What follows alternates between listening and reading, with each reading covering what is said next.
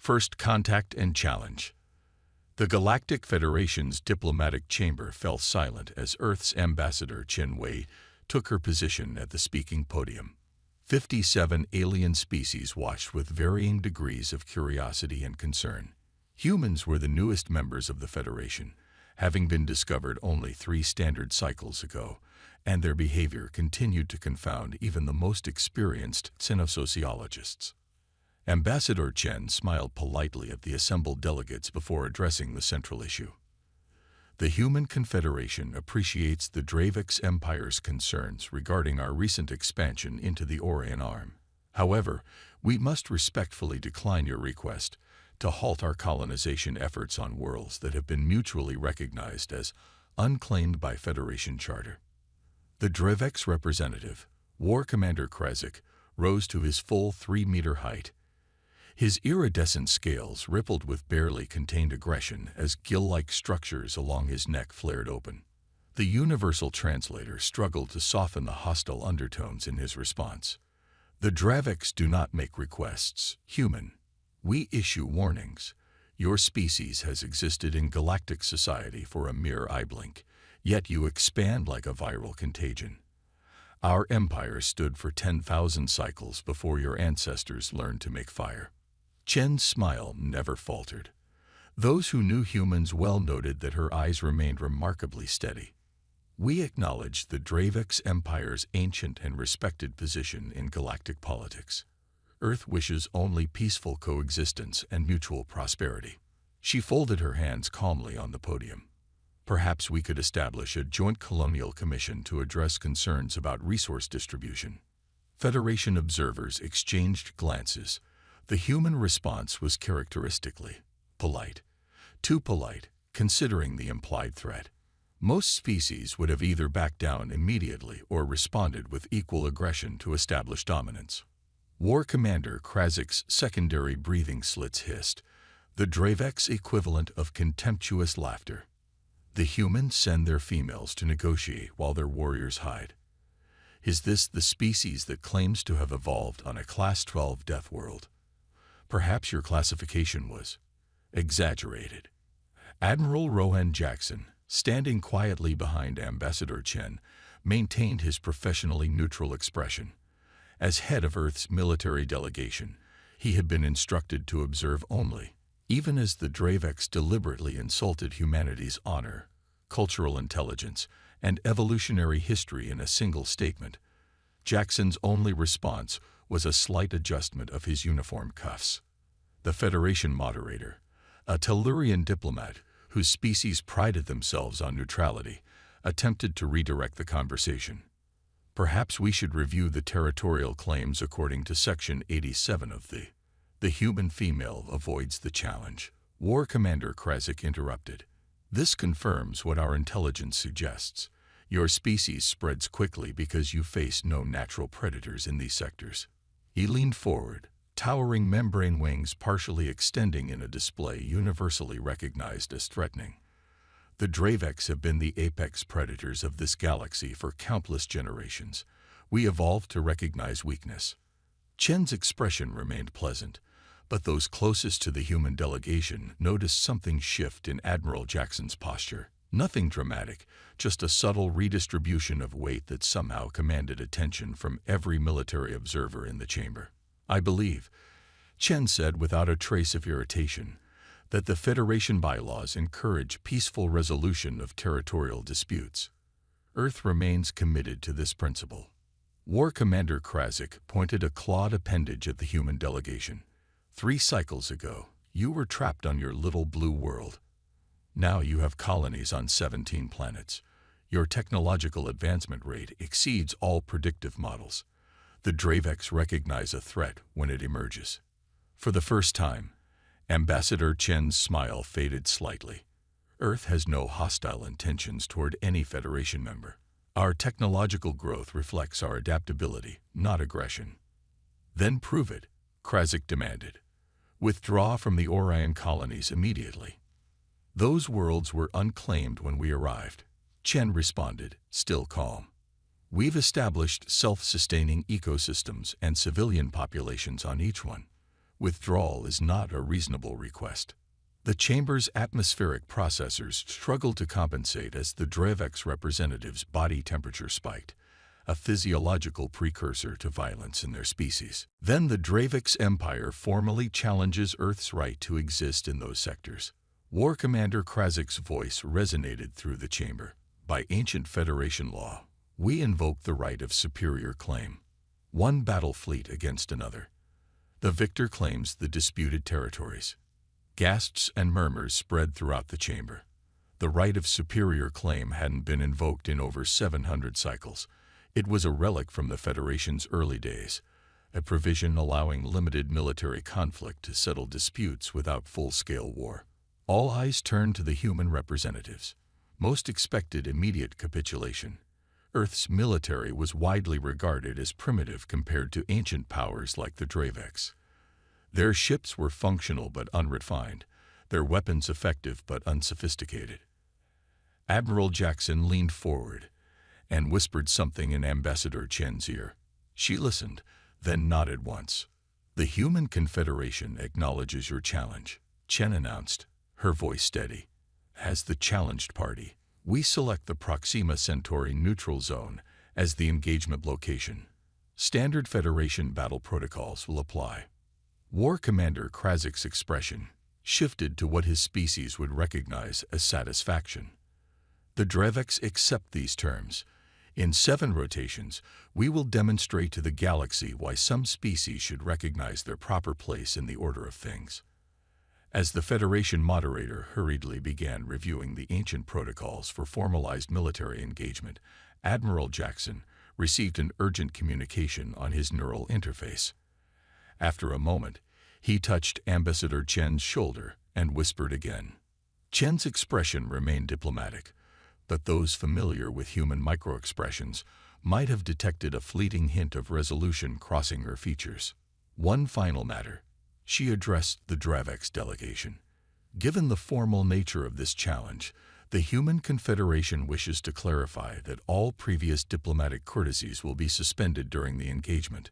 Earth will be operating under Directive 17. The statement meant nothing to most of the assembled delegates, but Admiral Jackson straightened his uniform with what almost looked like professional satisfaction. War Commander Krazik dismissed the statement with a gesture. "Hide behind your mysterious protocols if you wish. The outcome is predetermined. The Dravex have never lost a formal challenge." "Neither have humans," Chen replied simply. "We look forward to an educational exchange." As the human delegation departed the chamber, Federation observers noted how other species subtly moved aside, creating a wider path than protocol required. Despite the humans' reputation for politeness and restraint, something about their quiet confidence after accepting an apparently hopeless challenge left the chamber buzzing with speculation. In the private Federation Security Observation Center, the Tellurian security chief turned to his Arcturian colleague with concern. "What is this Directive 17 the humans mentioned?" The Arcturian data specialist accessed the limited Federation records on Earth's military structure. After several moments, she looked up with an expression her species displayed when deeply puzzled. "I can find only one reference," she replied. In a recorded statement from an Earth military leader during their first contact briefing. When asked about human military doctrine, General Omar Santiago stated, "Earth operates under 17 core directives in interstellar relations. The first 16 involve diplomatic, cultural, and peaceful engagement protocols. Directive 17 simply states, stop being polite." The Tellurian security chief's sensory tendrils coiled in confusion. "That's it.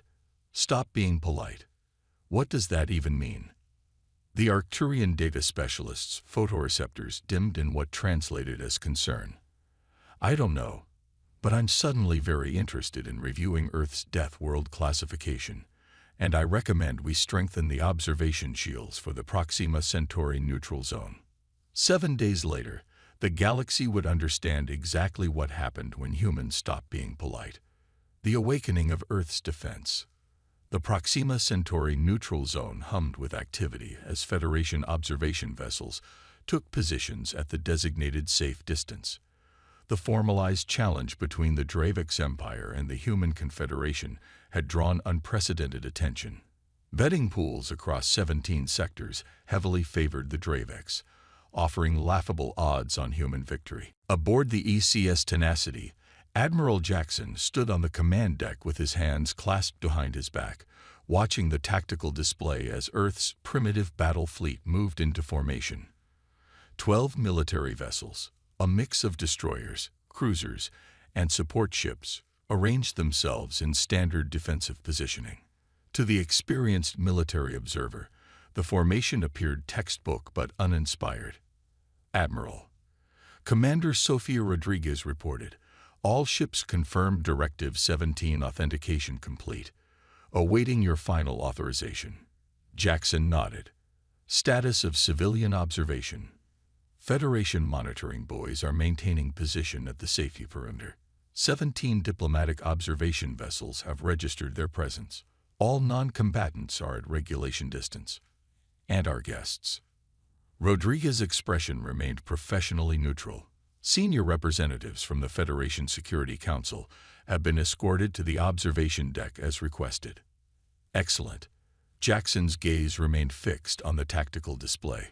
Initiate Lazarus Protocol. Authorization Jackson 7 Delta Awakening. Throughout the human fleet, something remarkable began to happen. The seemingly basic configurations of the vessels started to change. Hull sections that had appeared decorative or structural revealed themselves as concealed weapon ports. Propulsion systems that had registered as standard fusion drives reconfigured, revealing advanced gravitational manipulation capabilities. In the observation deck, Federation representatives watched in confusion as the human ships seemed to transform before their eyes. "What are we seeing?" asked the Tellurian Security Council representative. Captain Maya Okafor, their human escort, smiled politely. "Earth has maintained certain technological capabilities in reserve. Directive 17 authorizes their deployment." The Federation representatives exchanged glances. The implications were staggering. For 3 cycles, humanity had presented itself as technologically competent but unremarkable, a young species still finding its footing in the galactic community. "You've been concealing your true capabilities," the Arcturian representative stated, multifaceted eyes pulsing with light patterns indicating alarm. "This violates Federation transparency protocols." "With respect," Captain Okafor replied, "Earth has violated nothing. We've merely exercised discretion regarding optional disclosure provisions. Section 42.7 of the Federation Charter specifically permits member species to maintain technological sovereignty over innovations not directly derived from shared Federation knowledge." On the tactical display, the transformation continued. What had appeared to be 12 modest military vessels had reconfigured into something far more formidable. Stealth field generators, previously dormant, activated to create overlapping defensive matrices. Advanced weapon systems, previously disguised as standard mass accelerators, revealed their true nature as directed energy platforms, far beyond what Earth had demonstrated publicly. "The Dravex fleet has entered the engagement zone," Rodriguez reported. 37 vessels confirmed. Heavy cruiser configuration with escort formations. Admiral Jackson nodded. "Status of Athena contingent." Rodriguez checked her neural interface. "Prepped and standing by, sir." Implement Phase 2. Throughout the human fleet, specialized compartments opened to release what appeared to be fighter craft, but unlike any the Federation had observed from Earth before. These vessels moved with impossible agility, their propulsion systems leaving no energy signature detectable by standard Federation scanning technology. In the observation deck, the Medusan representatives' sensory fields rippled with disbelief. Those craft, they're manipulating localized space-time. That technology is theoretically impossible for a species at your development stage. Captain Okafor merely raised an eyebrow. "Is it?" The Dravex fleet approached with confident precision, their formations displaying the arrogance of a predator that had never faced a serious challenge. Their communication channels broadcast on all frequencies, ensuring the entire Federation could witness their expected triumph. "Attention human vessels," War Commander Krazik's voice resonated through the command deck. "The Dreveks offer one final opportunity to withdraw with honor. Surrender now, and we will permit your species to maintain your home system and 3 colony worlds of our choosing." Admiral Jackson activated the response channel. "This is Admiral Rowan Jackson of the Human Confederation. We acknowledge your communication." After a perfectly calculated pause, he added, "Request denied." "Then prepare to witness the consequence of your overreach," Krazik responded. "The galaxy will remember this as the day humanity learned its proper place in the cosmic order." Jackson turned to Rodriguez. "Commander, please activate the neural interface integration for our specialized forces. It's time we introduced the Dreveks to the Athena contingent." Across the human fleet, previously hidden chambers opened. The Federation observers watched in stunned silence as specialized transport craft deployed toward the battlefield. Unlike conventional military vessels, these craft moved with disturbing precision, as though the pilots possessed inhuman reaction times. The Arcturian representative's analytical mind worked furiously. "Those are not standard human reflexes. What have you done?" Captain O'Keefe's expression remained professional, but carried a hint of pride. "Earth has been classified as a Class 12 death world since our discovery. Did anyone ever wonder how humans manage to not just survive, but thrive in such an environment?"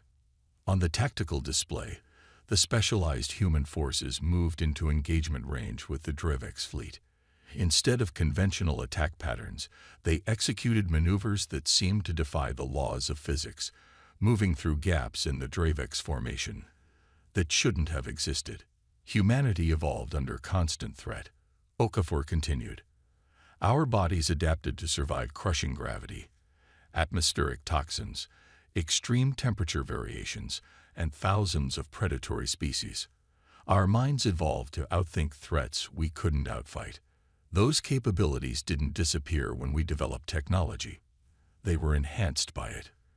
The Dreveks fleet fired its first volley, impressive displays of destructive capability that should have annihilated the seemingly vulnerable human forces.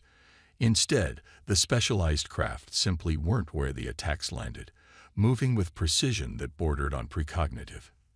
"The Athena contingent," Okafor explained as the Federation representatives watched in stunned silence, "represents our integration of biological capability with technological enhancement. These aren't mere pilots, they're symbionts. Human consciousness merged with advanced AI systems, creating operational capabilities beyond what either could achieve alone." On the main tactical display, the Dreveks fleet's perfect formation began to fracture as the unexpected human response created confusion in their ranks. What should have been a simple demonstration of overwhelming force had transformed into something the Dreveks military had never experienced: uncertainty. In the command center, Admiral Jackson observed the engagement with calm detachment. "Commence Phase 3, he ordered. "Authorize Perseus deployment." Rodriguez confirmed the order, and throughout the human fleet, a final revelation unfolded. Specialized weapon platforms, previously disguised as support modules, activated targeting systems that operated on principles unknown to the wider Federation. "What we're witnessing," one Tellurian scientist whispered to another, "contradicts everything we thought we knew about human technological development. They've mastered gravitic manipulation, consciousness transfer, and quantum targeting systems, technologies that took other species thousands of years to perfect." The Dreveks fleet, realizing the true nature of their opponent, attempted to regroup into a defensive formation. Their communication channels filled with increasingly urgent tactical updates as War Commander Krazik struggled to comprehend how his perfect battle plan was unraveling. "This is impossible," his transmission echoed across Federation observation channels. "No species conceals this level of capability. No honorable civilization would hide behind false pretenses of technological inferiority." Admiral Jackson's response was measured. "The Human Confederation never claimed technological inferiority, War Commander. We simply chose not to correct your assumptions. As we informed you at the challenge acceptance, diplomatic courtesies have been suspended. We are no longer being polite. As the human forces executed their precisely coordinated attack, the Federation representatives on the observation deck turned to Captain Okafor with expressions ranging from awe to horror. "Why?" the Arcturian representative asked. "Why maintain this deception?" Okafor's expression softened slightly. "Humanity's history taught us painful lessons about revealing strengths prematurely. When we discovered we weren't alone in the universe, we made a decision. We would enter galactic society not as conquerors, but as students. We would learn, observe, and integrate, all while maintaining sufficient protective capability should it become necessary." On the tactical display, the Dravex fleet's cohesion had completely collapsed. What had begun as a formalized challenge was transforming into something the galaxy hadn't witnessed in generations: the complete tactical dismantling of a superior force by an allegedly inferior one. "The Dravex made a fundamental error," Okafor continued. "They mistook our politeness for weakness, our restraint for limitation, our patience for fear." She gestured toward the tactical display. "This is what happens when humans stop being polite." As the battle entered its decisive phase, Admiral Jackson's expression remained calm. Everything was proceeding according to plan, a plan centuries in the making, designed to ensure humanity's survival in a dangerous universe where appearances could be just as important as capabilities. And across Federation space, those watching realized they were witnessing not just a military engagement, but a fundamental shift in the galactic order. When restraint falls away, War Commander Krazik's command vessel shuddered as another precision strike from the human fleet bypassed shields that had protected Dravex warships for millennia. Alarms blared across the command deck as systems failed in cascading sequence. "Impossible," Krazik hissed through respiratory membranes, now flaring with stress chemicals. "Their targeting algorithms are bypassing defensive phases that should be undetectable." His tactical officer, scales dulled with combat fatigue, reported grimly, "Sir, we've lost 30% of the fleet. The humans are systematically disabling our ships rather than destroying them." "They mock us with mercy," Krazik snarled. "Prepare the Sundering Protocol. If we cannot win this challenge, we will ensure the humans gain nothing but ashes." The Sundering Protocol, a last resort weapons system that created localized space-time ruptures, was forbidden under Federation law.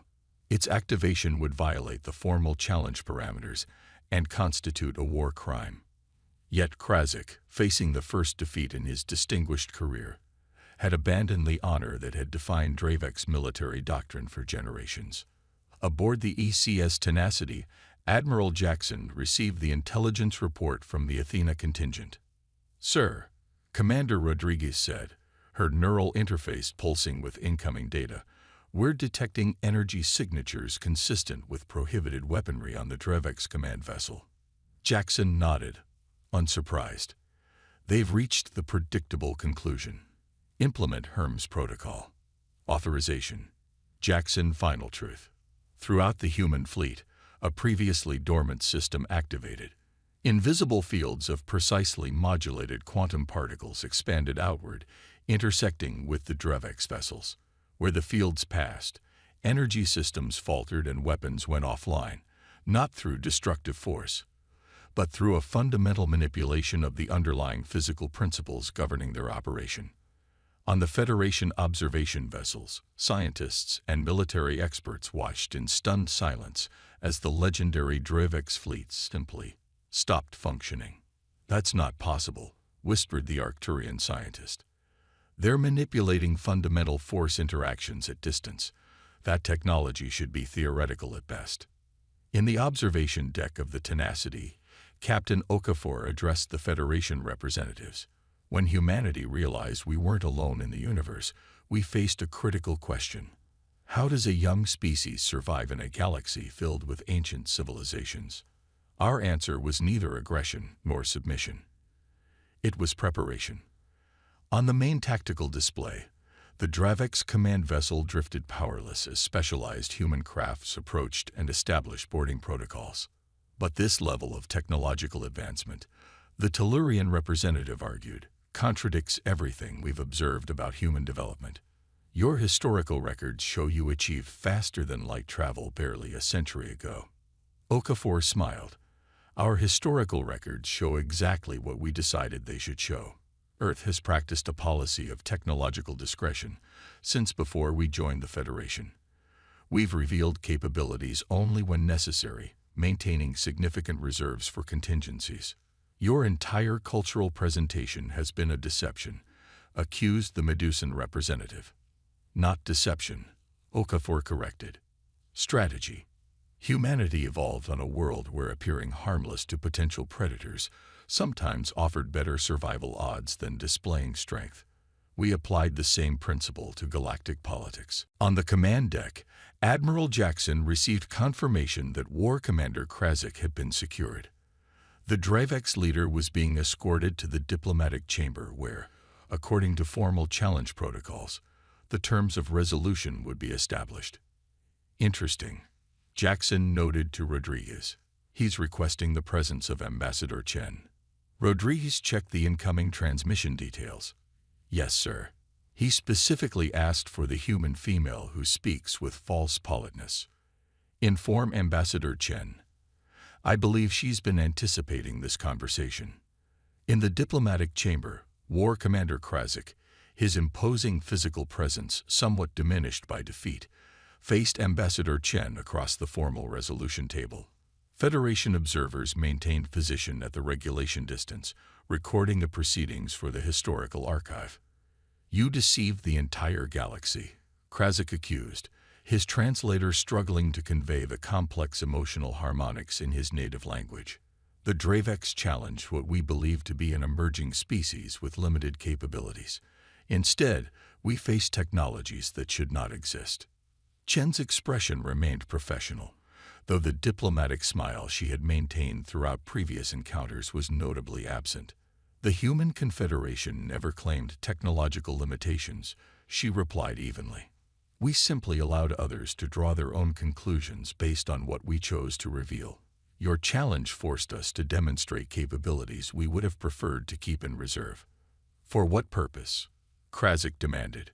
What species conceals such strength? One that understands that true power lies not in what you can destroy, but in what you choose not to. Chen leaned forward slightly. Humanity has experienced enough conflict in our history to recognize that displaying all your capabilities immediately only invites challenge. We preferred to integrate into galactic society through cooperation rather than intimidation. Krasik's guild structures flared in what his species would recognize as reluctant acknowledgement. The terms of your victory. Ambassador Chen activated the formal resolution protocol on the table's display system. The Human Confederation claims rightful possession of all disputed territories in the Orion Arm, as agreed under the terms of formal challenge. Additionally, we require the Dravex Empire to acknowledge humanity's sovereign right to colonial expansion in accordance with Federation unclaimed world protocols. Krasik studied the terms with narrowed eyes. These demands are surprisingly limited. You could claim reparations, even territorial concessions from existing Dravex holdings. We have no interest in Dravex territory, Chen replied, only in securing what we have rightfully claimed and preventing future challenges. After a moment of consideration, Krasik pressed his identification plate to the resolution document. The Dravex acknowledged defeat in the formal challenge and accept these terms. Before removing his hand, he added, "But I would know one thing, human. What is this Directive 17 that transformed your forces so completely?" For the first time since the challenge began, Ambassador Chen allowed herself a genuine smile. It's quite simple, War Commander.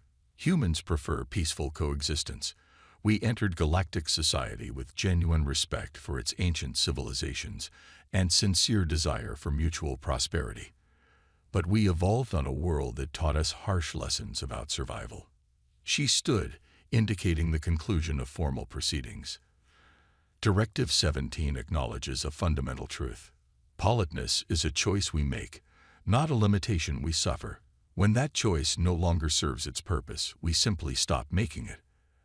As the Federation observation team recorded the historical resolution, discussions had already begun throughout galactic society. The implications of humanity's hidden capabilities sparked debates in scientific institutions, military academies, and diplomatic corps across 17 sectors.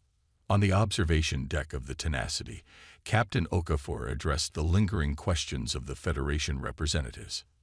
"Your species will be reclassified immediately," the Arcturian representative stated. "This demonstration suggests humans should be categorized as a Tier 1 civilization, with restricted technology access." Okafor shook her head slightly. "That would be premature. What you witnessed today represents only capabilities we were forced to reveal. The Human Confederation would prefer to return to our previous diplomatic approach." "Return to concealment, you mean?" the Medusan representative countered. "Return to politeness," Okafor corrected. "Humanity genuinely desires peaceful integration with galactic society. We value cultural exchange, scientific collaboration, and mutual prosperity. But we also value survival." She gestured toward the viewing portal, where the disabled Dravex fleet was being systematically towed to designated Federation recovery zones, without a single vessel destroyed. "Today you witnessed what happens when humans stop being polite. It should demonstrate why we prefer to maintain that politeness whenever possible." As the Federation representatives departed to draft their reports, Admiral Jackson joined Captain Okafor on the observation deck. "Ambassador Chen has formalized the resolution," he reported. "The Dravex have acknowledged defeat with surprising grace." "They're an ancient species," Okafor noted. "They understand the value of adapting to new realities." Jackson gazed out at the stars. The same stars humanity had studied for millennia. First with wonder, then with calculation, and finally with the determination to claim their place among them. "Do you think they'll understand the message?" he asked quietly. Okafor considered the question. "Some will. The wisest among them will recognize that today wasn't about victory or defeat. It was about truth." "And what truth is that, Captain?" She smiled slightly. "That in a dangerous universe, the most dangerous species might be the one that chooses to be kind until kindness is no longer an option." As the Tenacity prepared to return to Earth, news of the battle's outcome spread across Federation space. Diplomatic channels hummed with speculation about humanity's true nature and capabilities. Military